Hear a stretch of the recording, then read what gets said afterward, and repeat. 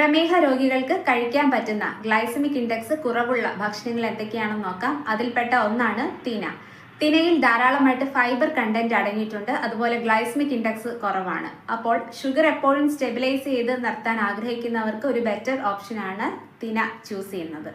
അതുപോലെ ബെറീസ് എല്ലാം തന്നെ വളരെ നല്ലതാണ്. സ്ട്രോബെറി, ബ്ലൂബെറി, റാസ്ബെറി, ക്രാൻബെറി ഇവയെല്ലാം കഴിക്കാവുന്നതാണ്. എല്ലാ തരത്തിലുള്ള നട്ട്സുകളും എല്ലാ തരത്തിലുള്ള സീഡ്സുകളും കഴിക്കാവുന്നതാണ്. അതായത് chia seed, flax seeds, pumpkin seed, sunflower seeds, almonds, cashew nut, പിസ്ത ഇവയെല്ലാം കഴിക്കാവുന്നതാണ്. ഇതിലെല്ലാം തന്നെ ഗ്ലൈസമിക് ഇൻഡെക്സ് കുറവാണ്. മാത്രമല്ല പലതരത്തിലുള്ള വൈറ്റമിൻസും മിനറൽസും അടങ്ങിയിട്ടുണ്ട്. ഷുഗർ കൺട്രോൾ ചെയ്ത് നിർത്താൻ ആഗ്രഹിക്കുന്നവർക്ക് ഇതെല്ലാം ഭക്ഷണത്തിൽ ഉൾപ്പെടുത്താവുന്നതാണ്.